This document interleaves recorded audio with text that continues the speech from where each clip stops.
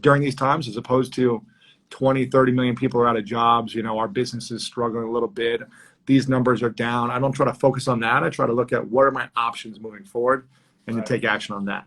So how about 12 years ago? I mean, I think one of the things that people can really understand and listen to you is because you were in that position that a lot of people are in today. Mm-hmm. What was that kind of burning desire? What was that switch flip that happened to you 12 years ago? Was it that you heard something, you read something? What was it that made you say, you know what, I need to go out and start learning from the best. I'm going to start this podcast. Or you know what, I need to start changing my routine. What's something that people can go out and look for? Me personally, I was just sick and tired of being sick and tired. You know, I was sick and tired of being broke. I was sick and tired of, I was a 24-year-old, 25-year-old living on my sister's couch, and I just felt embarrassed of myself.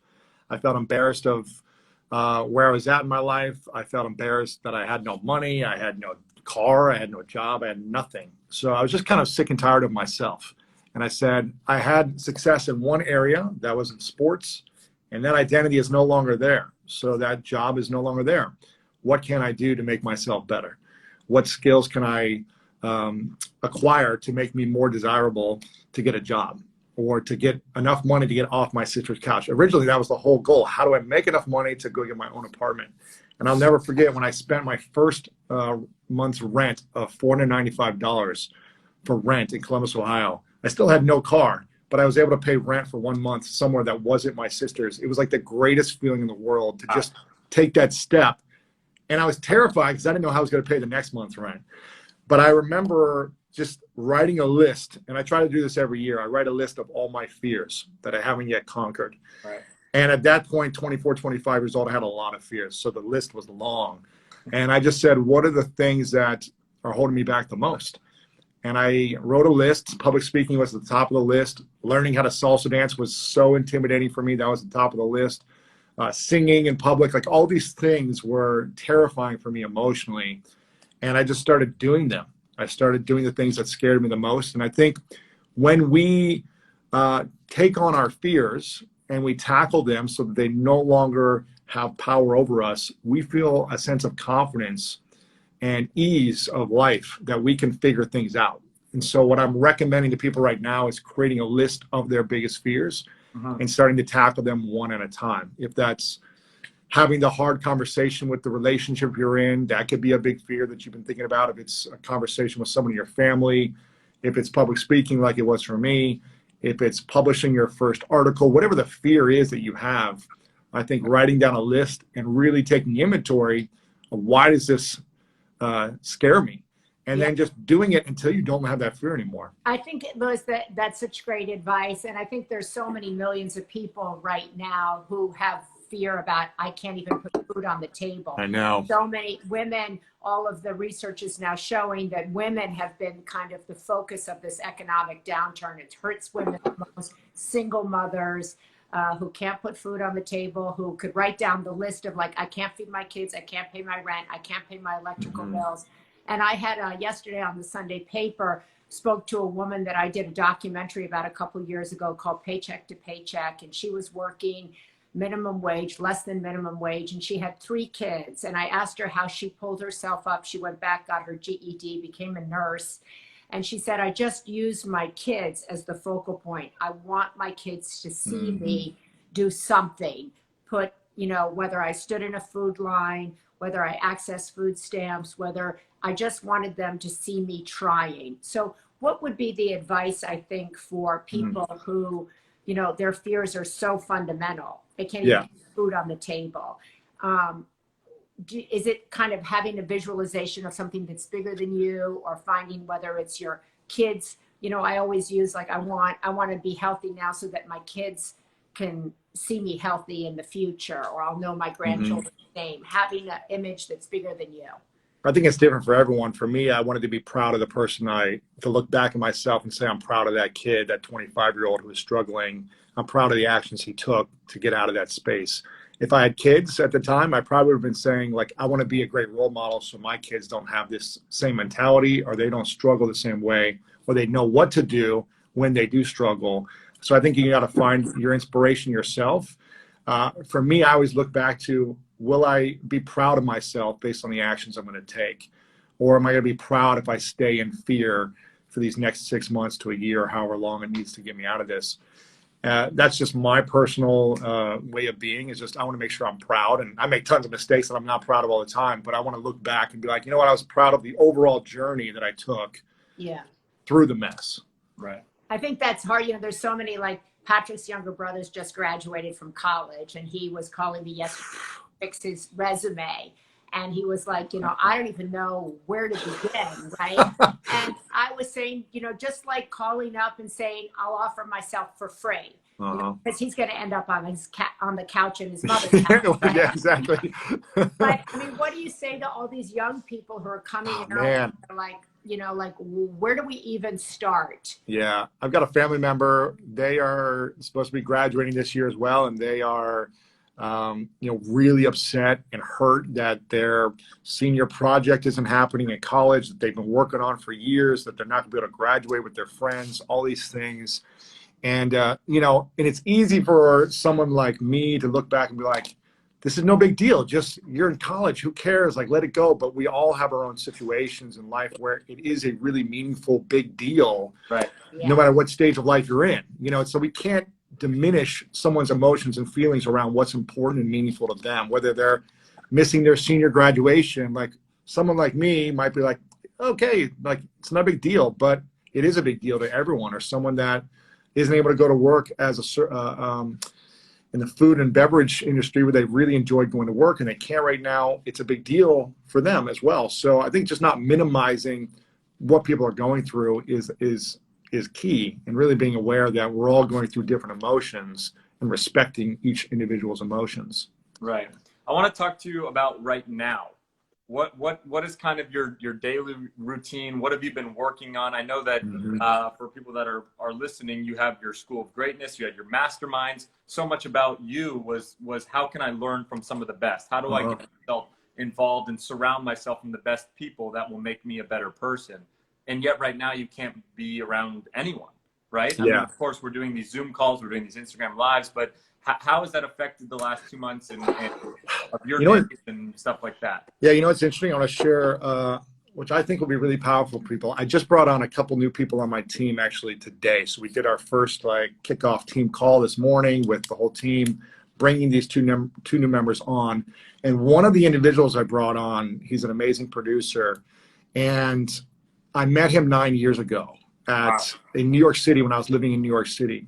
And something he said to me during this call, he was like, you know, I just wanted to point out like something I'm grateful for. I'm grateful that Lewis always stayed in touch with me. He was a kid. He was in Columbia when I met him, at Columbia Journalism School in New York City. He was doing a documentary on the New York City handball team that I was playing with at the time. And he did this movie about handball that I was a featured individual in, about my journey of going to the Olympics and stuff. And I would just reach out to him once a year, whether it be Facebook or Instagram or LinkedIn or email. I'll just say, hey, I'm going to be in New York once a year, and just check in on him. And he started out at HuffPo 1 year. Then he was at, I think, a place called the Daily Beast. Then he was at Sports Illustrated. And I would just kind of keep in touch. And I was looking for someone to hire. I was like, what about my friend Ben, who, you know, I've known for 9 years since he was younger. I've seen all the stuff he's done. So over the last 6 weeks, I've been kind of recruiting him and bringing him on board, and he just started today. And what I'll say about this story is 10, 12 years ago, I was on LinkedIn connecting with people all day long. I was emailing people, messaging people. I was just trying to get in touch with people to build my relationships. And I think when you build the equity within your relationships, good things will always turn out. You know, Maria, I reach out to you probably every, 3 to 6 months, just saying, hey, hope you're doing well. I send you a little video message. I'll send you an audio message. I say, what can I support you with? I don't need anything, but I want to help you. And we've stayed in touch. We've been friends for a few years now since I interviewed you. Same thing with you, Patrick. I'm just reaching out to people. I'll DM you on Instagram because Maria's probably not as savvy on Instagram like you are. It's just like trying to be. You saw me get you on here. I know, I'm teasing you. I'm joking. You're amazing. You're amazing on social media. But I think, you know, you'll never go wrong when you build your network of relationships. And Maria, you said it great. You're like, even just reaching out to someone and say, hey, I'll work on this project with you for 2 weeks, or can I work on something for you? I don't think you should say, let me work for you for free for 6 months and do whatever you want me to do. I feel like if you have a direct focus, like there's a young kid in Minnesota who's like, hey, He's been reaching out to me for months, wanted to do copywriting. And I was finally like, I don't have the time to train you to bring you on full time, but we've got these projects, these guides we've been working on that we need someone to finish. So why don't you work on this project for a month? And then I can review your work and see if it's worth bringing you on part-time or full-time afterwards. But the fact that he keeps reaching out to me constantly saying, hey, this is how I'd change. He's doing essentially like email marketing reviews for me. Every newsletter that I send out, he'll send me notes and say like, you know what, I would have changed this. I would add this here. And this is what I did 10, 12 years ago. I would just do free LinkedIn profile makeover reviews. I would find a CEO that I wanted to connect with, and I would send him a video message with all the edits to his LinkedIn profile as I would do it if I were him. And that's what I was good at the time, was LinkedIn. So I did this for people every single day. I was on there 5-6 hours a day, and I built this incredible network where then opportunities started coming my way. Hey, Lewis, can you do this event? Hey, Lewis, do you want to work on this project? Things started to come the more I started to serve other people. So I would build your network relationships through serving them by helping them in some way. That's so true. That's such good advice, because all of us need help, right? We all, somebody that, you know, I was saying to you, your friend who just graduated from Harvard Law School said to me, hey, if you need any help, I'd love to do pro bono legal work for the women's Alzheimer's movement. That's cool. I was like, what? And then I was like, that's so smart, because when I then can hire somebody, you know, and pay them a lot of money, that kid will be the person that I turn to, right? Yeah, exactly. If somebody calls and says, hey, I have some ideas about your newsletter, or I have some ideas about your Instagram lives, it's really good thing, because that doesn't cost anybody any money. But it's just to be furthermore on what you were saying, it's great when someone is very direct with that, rather than just saying, because we've heard this a lot from a lot of people, hey, just go message someone, hey, I'll work for you for free. Yeah, but someone it's not like clear enough. When like Lewis, yourself, who's working all day long, having all these different content creations, you have a full team, you don't really have the time to go in through Instagram, pick out that person and say, okay, what are you capable of doing? Okay, maybe I'll bring you on to do X, Y, and Z. Can you do this? They're like, no, I can't. I can do this. Okay, it's just, you don't have too the much time to and go energy through and really help them. But if someone comes to you and say, Lewis, I'll work for you for free. What I'm really good at is looking over your email list, knowing what is good or what's not, how to get the retention higher, how do I get it so that the open rate is then boom, it's more direct. And when that time comes, you can hire that person. So I think that's a really great point. There's another guy who's I'm forgetting his name, but I see his face on my Instagram. He's from Portugal. He sends me over like little graphics on Instagram. He's like, hey, I really think this would work well. Here's why. I've tested this. So it's something specific, not just, hey, I want to work with you. Do you have anything available? I'm not going to have anything available. I mean, I don't know, like walk my dog maybe. It's like, I can't think of anything. You got to be specific in how you want to work with someone. But I think if you can reach out to people, like if I went broke today, I would feel confident to be able to make money just because of my network, the relationships I've built over the years, that I could find a project, I could get consulting or coaching, or I could go work for a company if I needed to, just because of the goodwill I've had from my network over a decade now. And I think now is the time, if you don't have a job, if you are struggling as a mom or someone who's just trying to put food on the table, I think you just got to go find a job. If you have like basic needs challenges, there are tons of people that are hiring. Like, go get a job right now and focus on making money to pay for food. Like, but if you have kids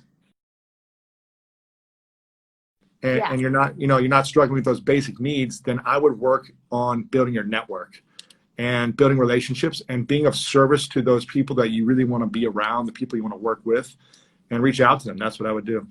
Yeah, I'm interested, Lewis, you have this podcast, as Patrick was saying, called The School of Greatness. How do you define greatness? For me, it's really, I think everyone has a different definition. That's why I asked the question at the end. Each person I brought on, you had a great definition.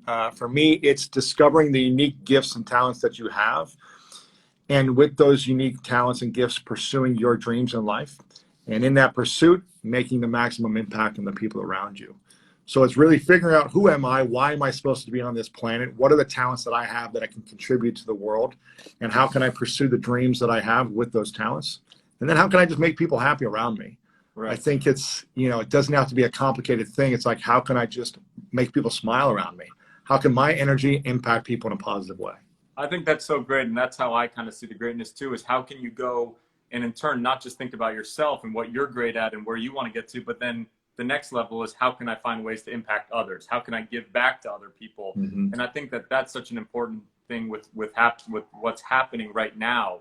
How can you really go and impact people? Because a lot of people are emotionally drained right now. They're not sure, like we said, what work they'll have tomorrow, if they will have work tomorrow, if they can pay the paychecks tomorrow. And, you know, kind of what Ed said the other day, when you're feeling helpless, become helpful. And you know, go out and help other people. And that's kind of what I see always as greatness. What was your definition? I don't remember what my definition. What did I say it was? Well, I'll go back and find it. I'll share with you. Oh, okay. I can't remember specifically, but I know it's good. I think everybody, there's that great Martin Luther King quote, right? Everybody has the ability to be great. Not everybody has the ability to be great, but everybody has the ability to be of service, right? Yes. That actually makes you great. And so I was raised by two people who felt that service is what made you great. Giving back is what made you great. And so I think that I've always looked at kind of that we're all here for our own unique reason, but we're all here to be of service, you know, to somebody else and to some higher vision. I mean, right? There's a couple of quotes. I can't remember, Zig Ziglar or someone like that said, if you want to achieve any goal in your life, help other people achieve their goals. Yeah. It's all kind of saying the same thing. And I remember I was doing an interview with Simon Sinek last year. I'm sure you've interviewed as well, Maria. And I said to him, how do you overcome self-doubt? Because a lot of people are doubting themselves these days. And I'm in the believer that self-doubt is the biggest killer of dreams. Because if the world believes that you're talented, you have this gift, but you don't believe, it doesn't matter if the whole world thinks you can be great at something. You've got to be the one to believe it eventually. Yeah. And also, on the other side of it, it doesn't matter if the world doubts you. If you are the one that believes and have enough belief, then you can achieve what you want. It only takes one person to either believe it or not believe it. And I said to Simon, I said, you know, how do you really, my next book is about figuring out how to overcome self-doubt. How can we do this personally? And I said, what would you do? How would you say how to eliminate self-doubt? And he pretty much gave a similar answer like you said, Maria, which was, you know, I have a really smart, talented friend that I've been trying to coach for years. She's so talented. She's got so many skills. She's so resourceful, but she doesn't believe in herself. And I would coach her every 6 months, get on a call, coach her. It would work for like a week. She would have some motivation. Then she'd fall back into doubting herself again, constantly. And she would cripple herself. She would sabotage whatever relationship, career she had. She would sabotage it. And he said, I finally switched it. And I said, you know what? I forget the woman's name. I think her name was Sarah or something. But he was like, I finally asked Sarah after years if she would help me on something. Not how could I help her and coach her and guide her and give her motivation. But, you know, I really had this problem with something in my business. And I asked her, I said, you know what? I really need your help. Like, I'm struggling here, and I think you'd be the perfect person to help me with this. And he saw over the next 3 to 6 months to a year, like, her confidence grew because she was being of service to something that he really needed, and she was doing a great job. Yeah. And all you have to do is start giving more. Stop focusing on what you're not good at and just start doing things for other people to help them. You're going to gain confidence, you're going to gain skills, experience, and you'll make money at the same time. Yeah. I think that's also, and I think kind of greatness is such a hard word for people, right? They think, oh my God, greatness is somebody who's the president of the United States. And I think it's really important to talk about greatness in your own home. Greatness is raising great children. Greatness is creating a home for other people. Greatness is, you know, helping one other person. I think we get in this country so focused on, like, you know, who's making money, who's on the cover. Same with the term success, right? I mean, that's something we've talked a lot about, is everyone this idea of success, and with our country, and so many people value success on the amount of money they're bringing in or how many likes they might get or something like that. And once they do maybe get to that spot, they're not fulfilled internally. You know, they don't feel like they hit that success. They get hit with amount of dopamine and they're happy for a minute, and then the next day they're like, what's kind of next? And I think that that's a similar word that people always try to live up to. And the reason why people are never fulfilled with success is because success is what you do for yourself. It's the achievements and the goals you hit for yourself. Greatness is what you do for others. And that's why you'll never be fulfilled when you just try to be successful, when you try to make more money for you. But when you try to achieve something for others, that's greatness in my mind, because you're doing it in the service of other people. But it's never going to be enough likes. If you're like, oh, I'm successful, but it's never enough likes or money or accomplishments or awards if it's only for you. That's personal. Greatness is all about others. That's a good way to compare the two, actually. I love Success is for yourself. Greatness is for others.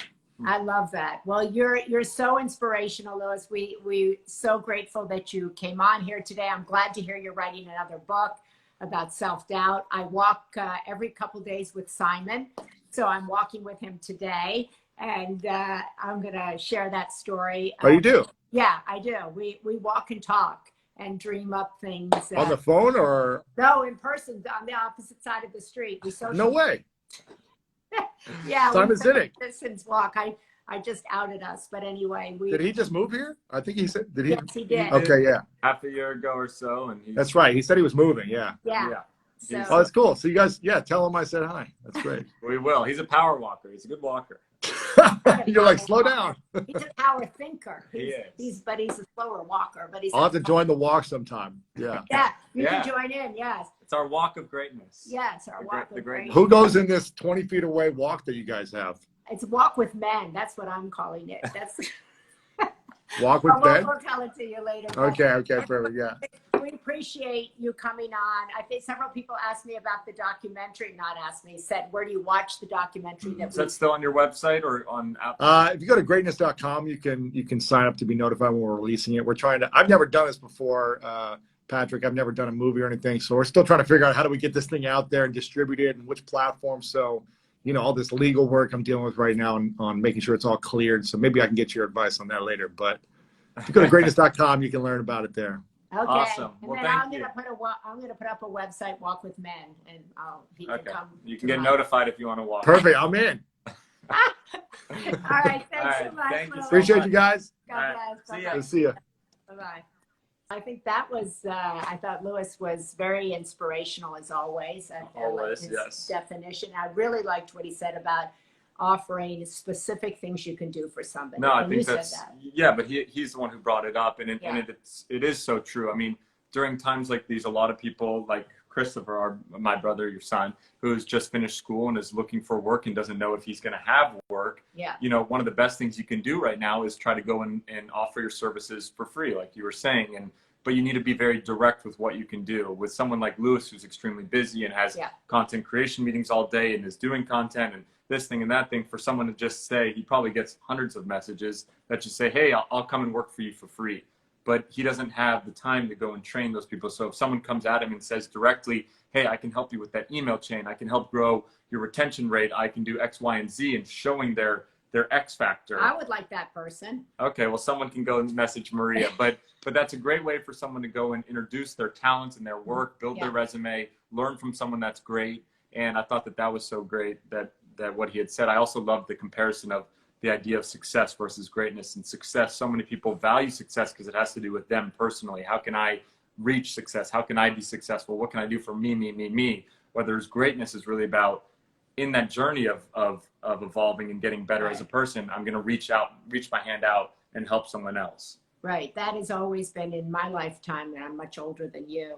I was always raised to think you had to get, or you would feel successful by the things you did professionally. But actually the success comes in your relationships, in raising children, in actually connecting to another human being. I don't think people talk enough about that. The media doesn't focus enough about that, but it's true. Yeah. And so that was real. I'm glad we had him on, and people can follow him obviously on Instagram and listen to his podcast. And then we'll probably have him on here again. Yeah. If we're still home together. We'll always have special editions of Home Together, because we'll always be together in some way, shape, or form. But we want to thank you so much. We have a great week ahead of us. Thank you guys for watching. I'm Patrick Schwarzenegger. And I'm Maria Shriver. And we appreciate you guys watching and listening. We are home together. We're home together still in May, middle of May. Yes, and we had a wonderful Mother's Day. So all of you out there, I want to keep it going. Happy Mother's Day. Every day should be Happy Mother's Day, but just wanted to mention that because we hadn't had a chance to mention that. Okay. Well, we're going to save this video. It'll be on here. Yes. I hope you guys have a great week. Happy Monday. Let's go.